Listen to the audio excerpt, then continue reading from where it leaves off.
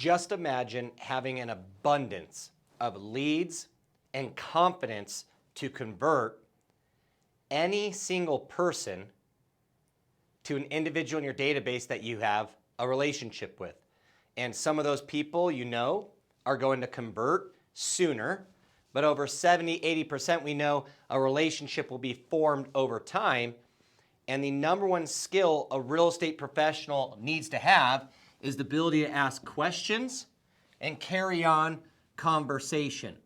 And the reason why is naturally, if curiosity is the fuel for great conversation, your questions and curiosity being a superpower is what's going to lead you into these natural conversations where we already talked about it. Our total addressable market, everywhere you go, anywhere you are, everybody fits the need of real estate.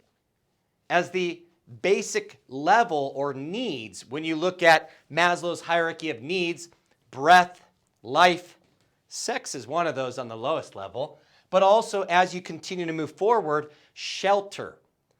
So as we start looking at the goal that most people have and remembering that real estate is all about location, location, location, there are certain questions, frameworks, and topics that will always lead a conversation to being about or in that relationship that's formed, an opportunity to talk about real estate. I'm going to give you an example. If you've ever listened to Chris Smith, he talks a lot in the mortgage industry about how most people blow any conversation within the first 10 to 60 seconds. So most of our opportunities are gone in 60 seconds due to the fact that we struggle with, like Phil Jones was sharing, making the questions easy in the beginning. And the reason being is, try this out throughout the rest of the week. Just ask people, how are they doing? Honey, how are you doing? When you're at Starbucks, ask the barista, how are they doing? When you're dining out, ask the waitress, how are you doing? And I assume that 90+% of the time, you're going to get a 1 to 3 word answer. And the reason being is most people have a preloaded response to everything they're doing, especially you. And I'm sure that when you are searching for something, meaning that you are at the mall or a department store and somebody says, "Can I help you, miss? Can I help you, sir?" You probably say 2 words, "Just looking." And the challenge is most people just walk away. We can't walk away because of the fact that most of us need more opportunities. And leads help with conversation. But if you ever find yourself saying the lead is bad, we can go Glengarry Glen Ross and just say the reality is maybe I can improve my skills in the questions I ask. So as we go about everywhere you go, asking people, how are you doing? You're going to need to be ready to answer the 1 to 3 word world, which is used by a technique called ARP. How are you doing today? Good. Thanks for sharing. Most people that I talk to when I'm dining out share with me that their day is going good. Why is your day going so well? Well, reality is my day's not going that well. My boss is kind of a dick, and I don't really like this job. Once you actually show people that you are ready to overcome their one-word world, you know what? Fine. Oh, thanks for sharing that. A lot of times when I'm talking to people, fine means something different. What's going well with your day? The reason why is that if their day's not going well, they're going to redirect the conversation to the truth, or if their day is going well, they're going to go ahead and amplify the pleasure. But what's going to happen as soon as you start doing this, and let's relate this to real estate. If you ask somebody, how's the home search going? And they say, oh, we stopped. We need to be ready. You know what? Thanks for sharing that with me. Most of the people that I've been talking to over the last 90 days that have stopped their home search been for different reasons. What was your reason for stopping your home search? Right there, if you're ready to do that, acknowledge, respond, pivot, what's going to end up happening is they're probably going to give you a couple more words. Instead of, oh, we stopped our home search, they're going to say, well, we actually decided to stop our home search because the mortgage rates rising really pissed us off and the affordability is becoming very difficult. So you see how all of a sudden 3 words gets into sentences, and if we can continue to amplify the conversation through curiosity, maybe by saying, what makes you say that? And they go, well, da-da-da-da-da-da-da-da-da-da. And those couple magic words, what makes you say that, those 5 magic words can be used almost, and that's a great question, right? It's just very curious. There is no judgment. You know, we just completely decided to stop our search. Oh, what makes you say that? You see how at the end of the day, conversations are what lead to most likely some type of conversation. We just have to continue to carry it on. So let's continue with just this everywhere I go, there you are, and somebody tells you that, you know what, they actually don't really like their job, or they're not really happy with the relationship, or something's going on. It's very easy then to use another ARP to ask about time frame. So there's 3 things we always want to be talking about: time, location, and experience. And if you keep your conversations around people's experience, framework of location, I'll talk about in a second, and time, you'll most likely always find out whether a person's a renter or owner, which is a critical qualification step. But then you'll also start being able to ask that magical question, which is, have they ever thought about any of what we do? So let's carry on. We're going through this process, we're dining out. I asked somebody what made their day so well, and they say, well, actually, it's been a really tough day. My boss is rude, and people have been kind of difficult tonight. And you say, you know what, thanks for sharing that. A lot of times when I talk to people, work can definitely be very challenging. Let me ask you, how long have you worked here? And then they're probably going to give you a couple words again. They're going to say something like, you know what, I've worked here for about 2 years. And let's just say you are at Starbucks, okay? Or you're at a restaurant. I mean, usually turnover is pretty high. So based on the time frame, if somebody's been doing something for a little while, can't you be curious and just ask some questions? You know what? Thanks for sharing that. A lot of times when I come to restaurants, I see different people. 2 years seems to be a little while. I'm assuming that you like working here? Experience, right? No, you know what? I actually don't. And that's assumption-based language. I assume you enjoy working here. The story, though, is you're going to get into conversation about their 2 years. Well, actually, I really don't like working here. However, they do pay for my college, which is helping me get through the university. And as somebody shares with you that story of the university, now you can stay in experience. Oh, you know what? I've heard a lot of people say that they enjoy the benefits of certain companies, just like this one paying for your college. Let me ask you, what are you going to school for? Now, all of a sudden, you're starting to learn. But do you see how when we talk about questions to conversations to relationships, remember, relationships is show somebody that you know them. Knowing that you don't like your boss, knowing that you have worked here for 2 years, knowing that you're only working here because you're looking to do this down the road,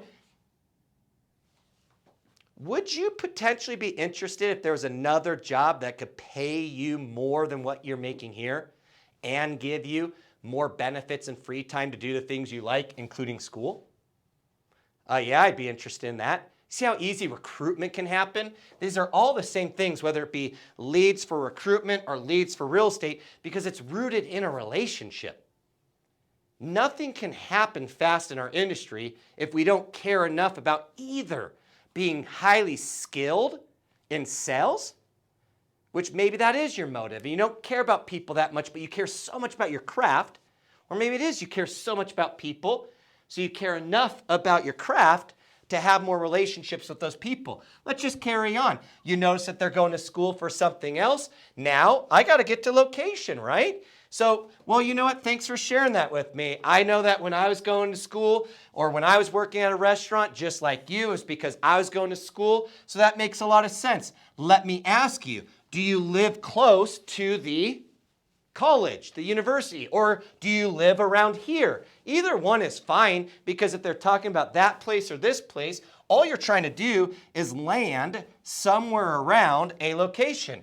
You know what? No, I actually live in, and they're probably going to give you the location of where they live.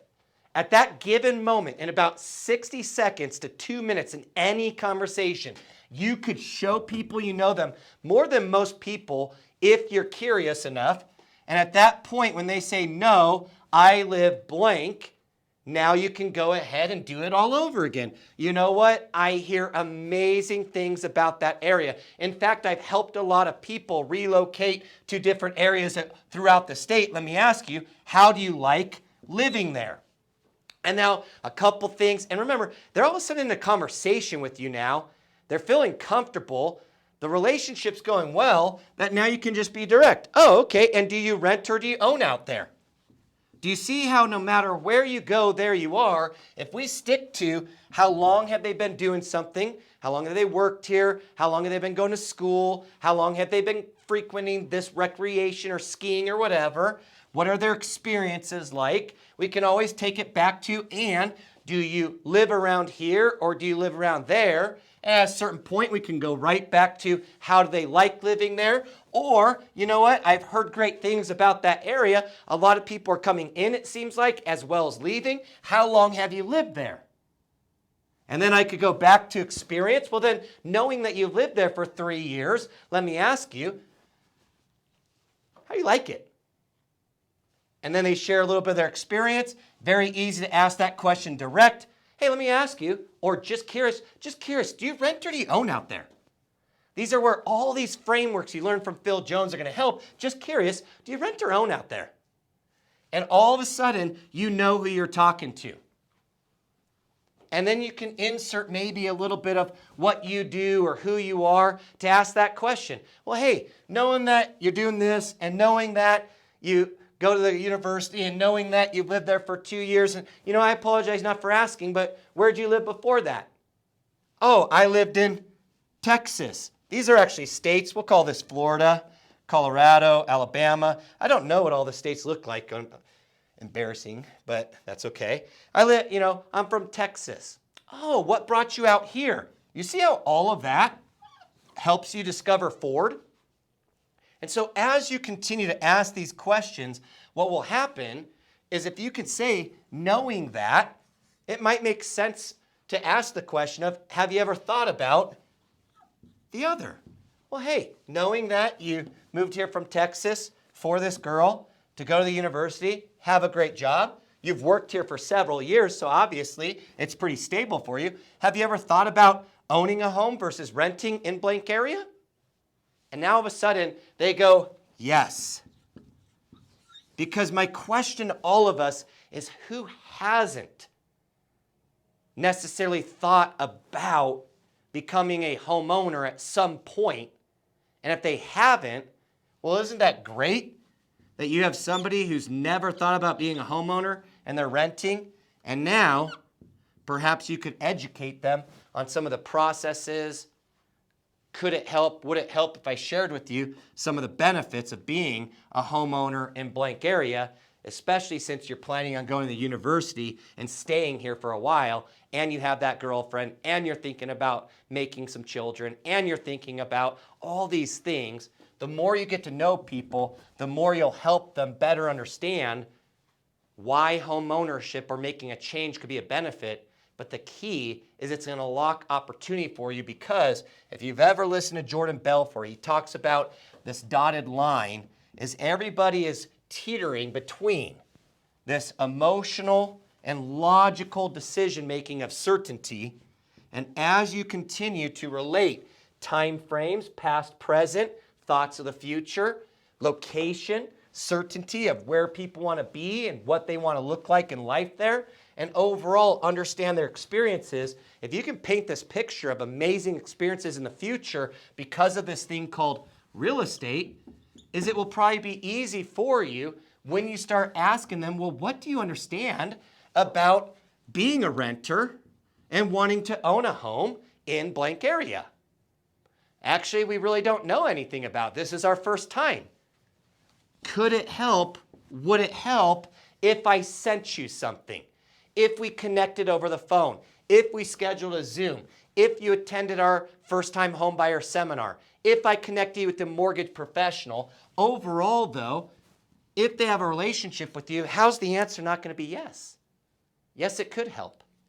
And what's beautiful about this, whether you are targeting expireds, and as you go through the level 1 checklist and you get into the deep marketing, generate all kinds of leads in level 2, it doesn't matter if you're an open house, it doesn't matter if it's an online lead that you're paying for, it doesn't matter if it's a sphere, family member, referral, client event, it's all going to start with this kind of flow of better understanding how to converse with people and utilize this tool of acknowledge, respond, pivot through the first 60 seconds of any conversation to get people to give you a couple sentences to where now you're in a conversation, and in that conversation you're using curious questions, not accusing them to get them to believe, feel, or think something. You just want to show them that you know them better than most. And isn't that the key to any great relationship? Is they know you better than anybody. That's what we need to do and improve. And remember, there's no right or wrong script. There is no right or wrong thing that you're doing. There's only the right result.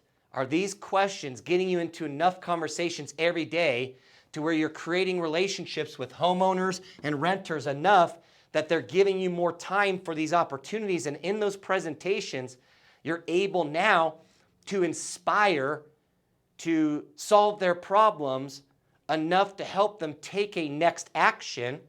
And as they start stepping through these actions, all of a sudden, a lot of them will want to start running because they realize that they're either running away from a pain or they're running towards this awesome pleasure. But either way, they'll speed up so fast.